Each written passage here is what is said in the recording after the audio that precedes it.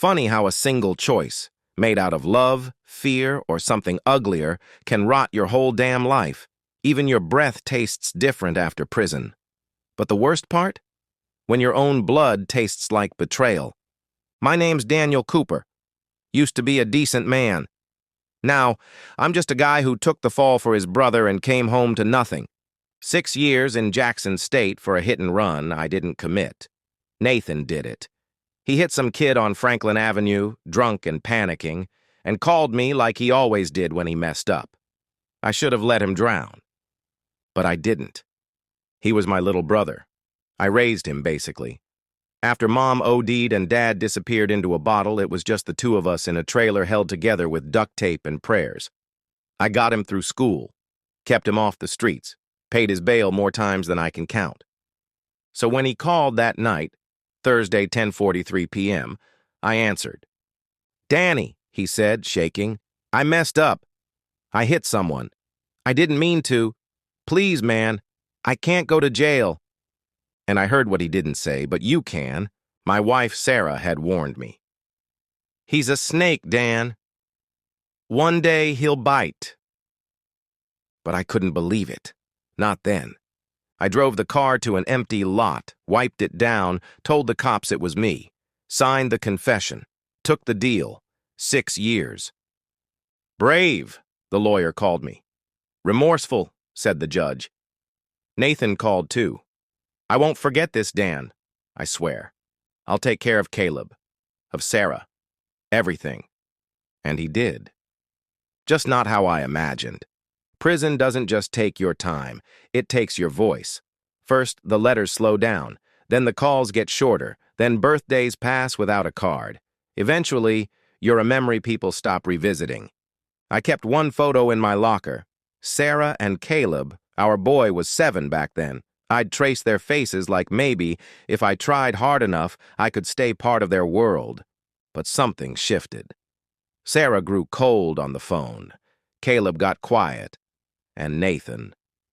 Nathan started answering her number, said she was busy, always busy. One night I asked, "Are we still okay?" She paused, then said, "You made this choice, Dan." I didn't. I got out on a rainy Tuesday. No one was waiting. Just a bus ticket, a plastic bag of my things, and a nod from a guard who once broke 2 of my ribs during a random check. I rode back to Ridgeview, home, or what used to be, and there it was, my house, repainted bright blue, garden blooming, porch swing, Sarah in the yard, Caleb taller now, laughing, and Nathan flipping burgers on the grill, wearing my old flannel.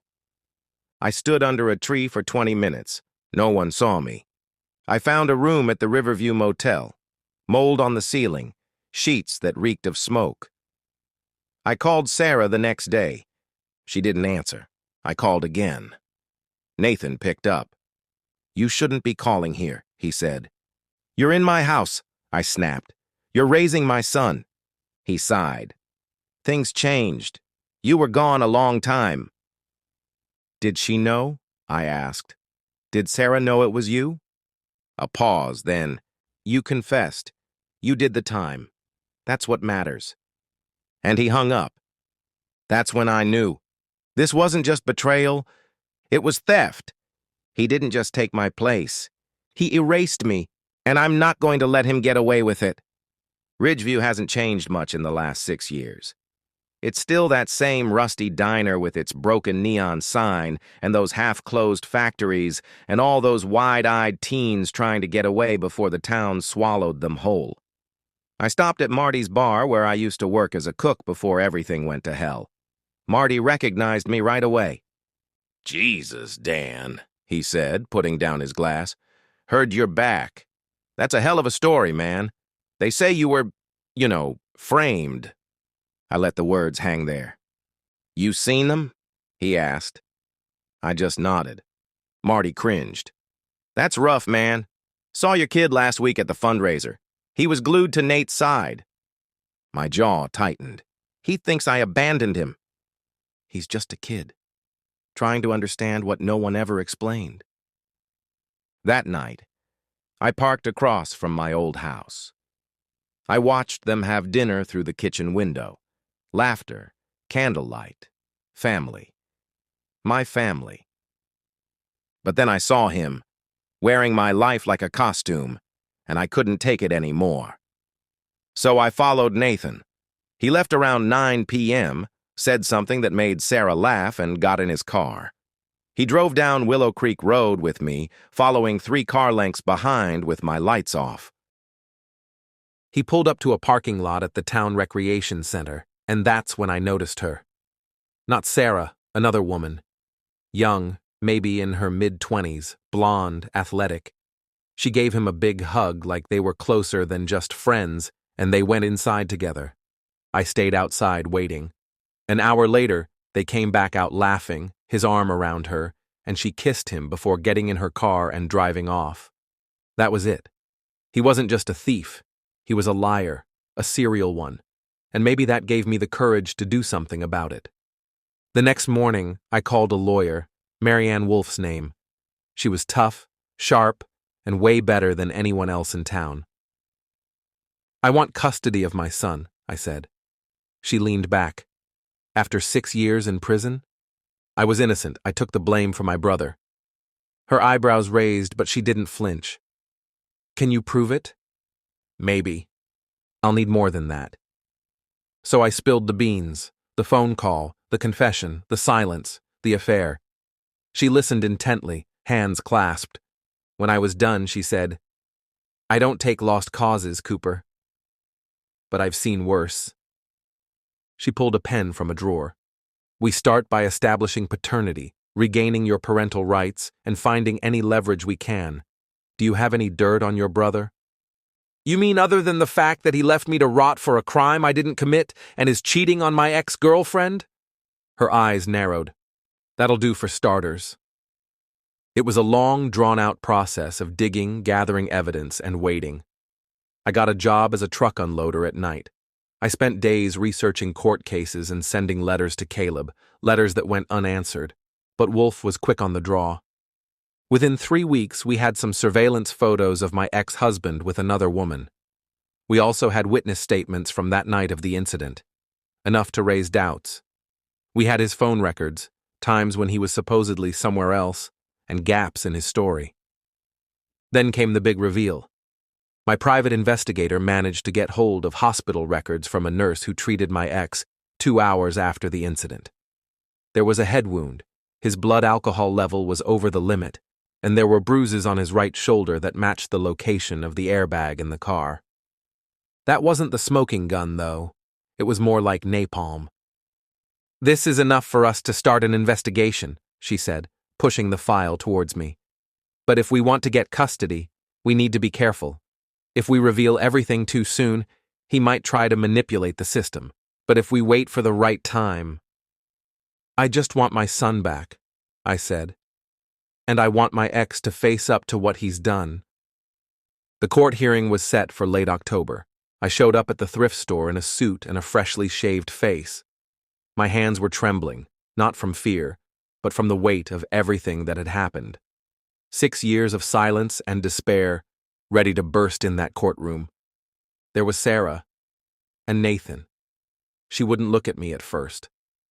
Nathan had his hand on the small of her back, like a shield. We sat down. We waited. And then the judge walked in. Marianne stood up, calm as a stone. "Your Honor, we're here to reclaim parental rights for Mr. Cooper and seek full custody. We're also filing a motion to reopen the criminal case." Nathan turned pale. Sarah blinked in confusion. And for a moment I felt like maybe, just maybe, things would finally get better. But then it hit me. The truth is out there, and it's going to hurt. After the hearing, Sarah dragged me outside. "What the hell was that?" she hissed. "Why are you doing this to us?" "I never lied," I said. "He did, and he still is." She shook her head. "You think this is going to make Caleb fall in love with you again?" "What's the point of that?" "I just want him to know who his mother is," I said.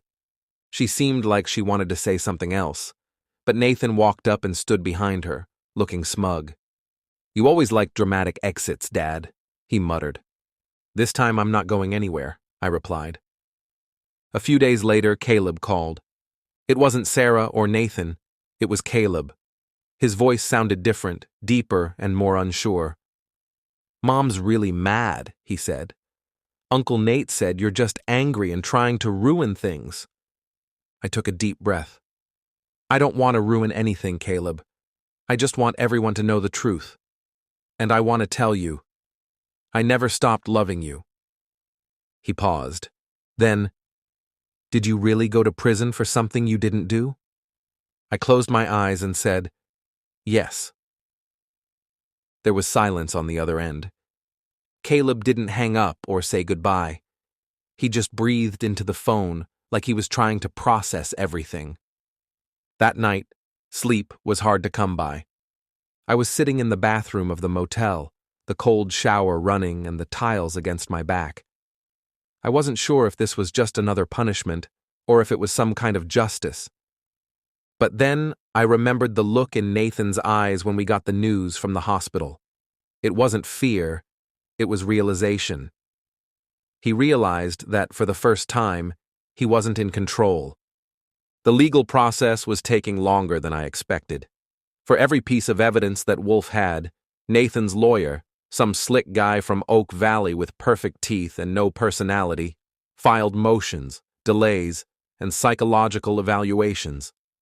They were trying to make me look unstable, a convict, a bitter man out to tear down everything a real dad had built while he was away.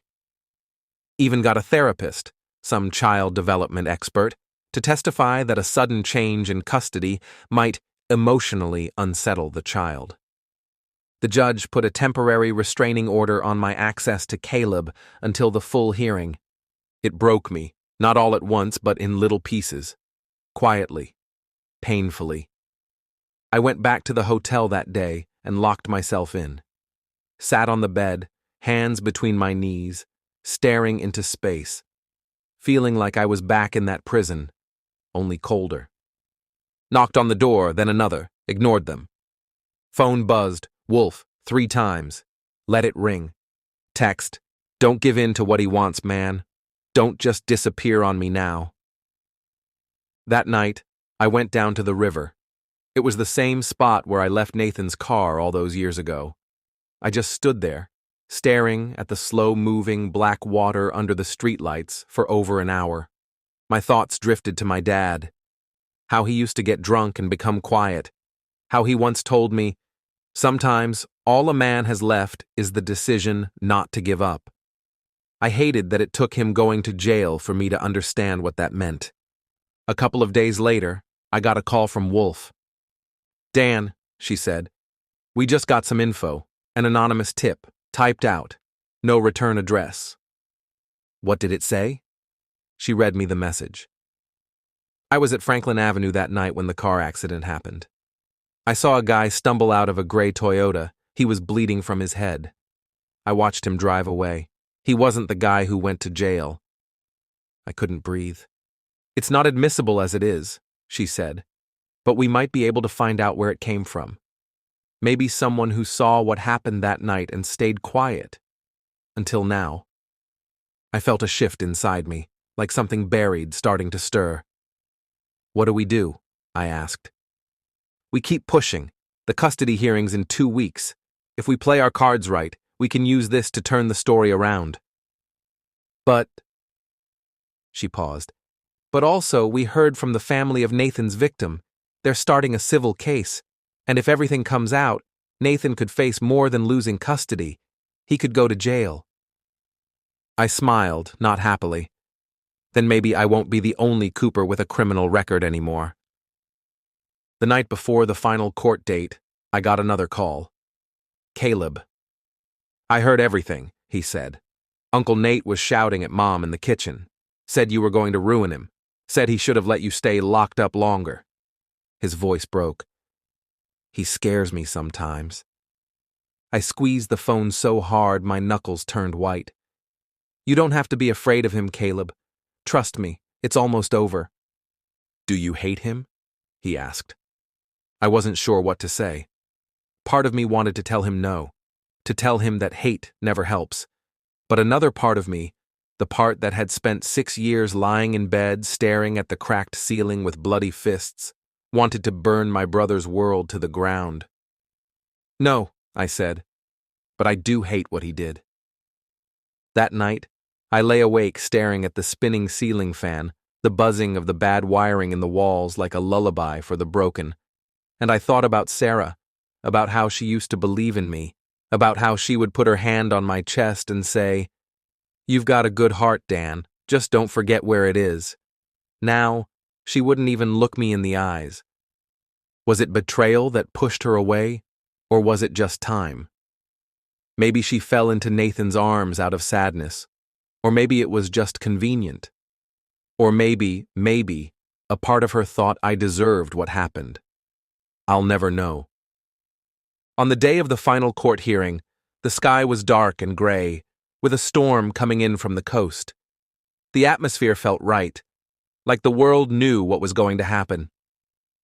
I was sitting in the courthouse hall, wearing the same suit and tie. My hands were shaking a little.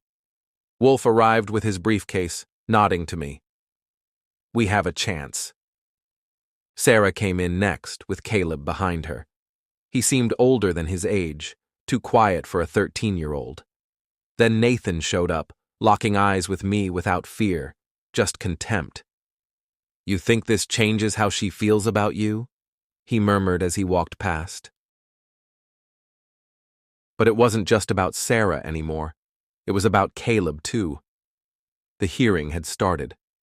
The judge looked a bit tired but still sharp. Wolf went straight for the jugular, all the records, statements, the whole messy mess.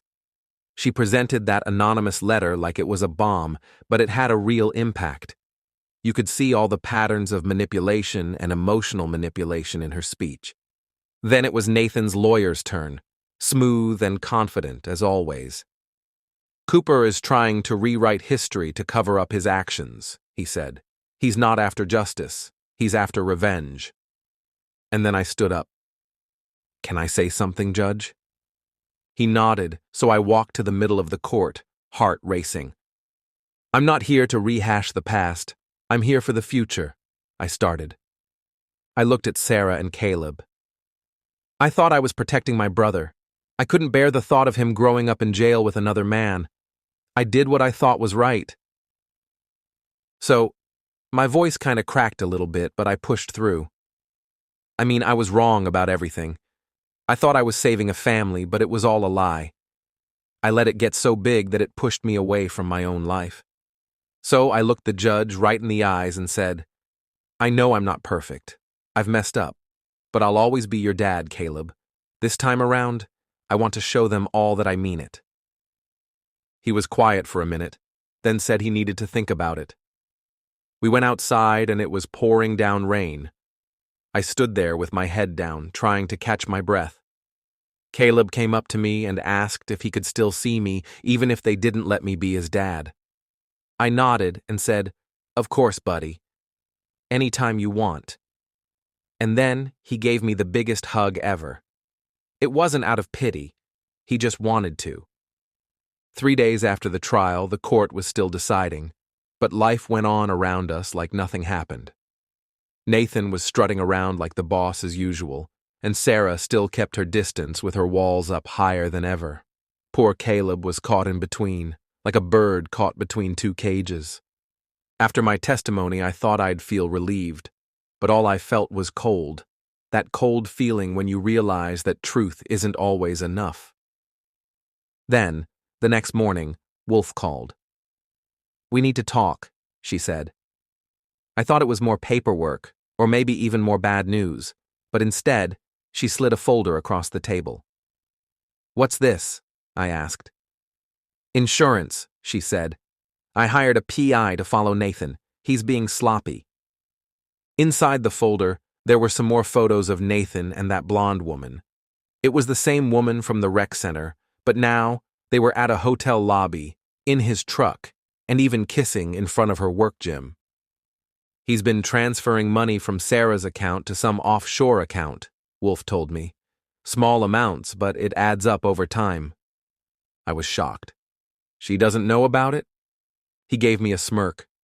"Not yet, but we can use that against him if the court goes against us.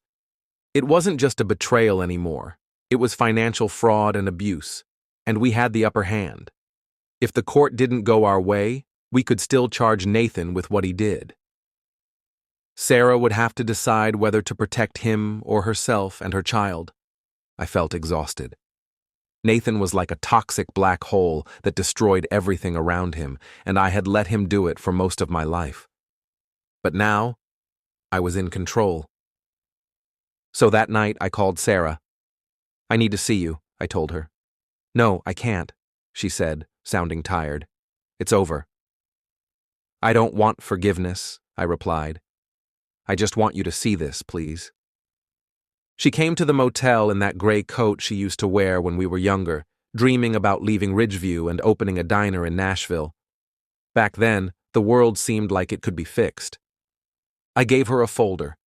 She opened it slowly, like it might blow up. Her face went pale as she flipped through photos and bank statements. "He said he took care of everything," she murmured. "He told me you were trying to break us up." "It wasn't my intention to break up with you," I explained. "I was just trying to get by." She closed the folder. "Do you think it helps?" she asked. "Will dragging this out in court make Caleb love you again?" "I don't want to win, I said. "I just want him to get what's coming to him. I want my kid to understand what kind of person he was raised by." She looked like she'd aged 20 years in a minute. "I didn't know what I was going to do without you," she said. "Then he just showed up, all helpful and everything. I told myself it was for my son's sake, that it made sense." "Was it really?" I asked, but she didn't respond. 2 days later, she filed a restraining order against him. 3 days later, the court agreed with me. Partial custody, supervised visitation for 6 weeks, and another evaluation. It wasn't perfect, but it was better than nothing. Then, that night, he showed up at my hotel room. It was pouring rain. His shirt was half tucked in, and his eyes were wild. "Do you think this is over?" he yelled. "Do you think you've won?" I opened the door wider and he lunged at me. I stepped back and he missed, hitting the door frame and slipping on the floor. "You ruined your own life, Nate. I just stopped trying to protect you from the truth." He looked like he didn't even recognize me. That weekend, I took Caleb out for the first time. He had his backpack and a little notepad, and we just talked and laughed for hours. We walked by the river and got burgers, and when I dropped him off, he said he knew I wouldn't have left him. His words made my eyes well up. "Caleb, thanks," I choked out, and he gave me a hug. "Let's go back to that diner by the bridge next time, okay?" I laughed and nodded in agreement. That night, as I stood on my motel balcony, watching the rain fall, it felt lighter and clearer inside me. Nathan was about to face charges, and Sarah was trying to sell her house, while Caleb wanted to see her again, and I didn't feel so ghostly anymore. It wasn't about winning, really. It was about stopping losing. The courtroom wasn't packed, but the tension was palpable. In the midst of it all was Nathan, in a gray suit, clean-shaven, trying to appear calm, but you could tell he was on edge. He kept twitching his jaw, shuffling his feet, and clasping his hands tightly behind his back. Then the accusations started coming fast and furious: fraud, falsified financial records, obstructing justice, and he always pleaded not guilty, thinking he could talk himself out of it. But this time, he was up against more than just me. It was the truth, a side of himself he'd been hiding for so long. I kept quiet, didn't have to say anything, just sat in the back watching. Let him feel the weight of what he did and the cold reality of the situation. Let him experience what I had been dealing with for the past 6 years, because he deserved it. After the hearing, Sarah and I walked outside into the parking lot. Wind was blowing dead leaves around, like confessions on paper. She wouldn't even look at me at first. "I didn't think you'd actually go through with this," she said. "I didn't wanna," I replied, "but I didn't really have a choice." She let out this big, long sigh. "Man, I don't remember when it all started, but one day I blinked and suddenly I didn't recognize the person I was living with. I didn't go for the "I told you so" route. Instead, I said, "We've just been trying to make it work, you and me." Then she asked quietly, "You don't hate me, do you?" That really hurt. I said, "No, I mean, maybe at first I did, or maybe I wanted to, but hate's like drinking poison and hoping the other person gets sick." She gave me this tired smile. We didn't say much after that. Things didn't completely fix themselves, but we at least opened a door. A few weeks later, things started to change slowly. So Caleb and I gave it another shot, slow and cautious, but honest. We went on hikes, fixed up that old bike, grilled cheese while watching some terrible movies. He never once asked me about prison or what I did. I knew he had questions, but he never brought them up. It was like this thread of trust was growing stronger despite everything. Then one night, he surprised me with a picture. Us in front of this house. Not our old place, or Sarah's apartment, but this new house, all clean and dreamy. "There's a dog here," he said. "I thought we could have one." I smiled and agreed. Nathan did 3 years in jail plus probation, which was light compared to what he deserved. But it ended his crime life. He was all over the news, his job as coach gone, his reputation ruined. But what about Caleb? He didn't know the whole story, but he understood the gist. He didn't come to see me, he didn't even say my name, and I missed him. That hurt more than anything else. A few months later, I was staying at this old house in Ridgeview. The place was creaky with peeling paint, but there was this swing in the backyard. It was like the start of a new beginning. Thanks to Wolf's help, I gained full custody of Caleb. Sarah thought it was what he needed and what I deserved. Next week, we moved into the house and even got a dog, a mutt with more energy than anyone could handle. Caleb named him Rocket. One night, me and Caleb were on the porch when he asked, "Can people really change?" I said, "I think so, if they really want to." That's how relationships work. Caleb nodded and said, "But you changed." Look, I'm not making a fairy tale here. Sarah and I might not be back together, but sometimes I still wake up in the middle of the night dreaming about that apartment. But then my kid laughs from the other room and I know where I am. After everything that happened, just being here sometimes is enough.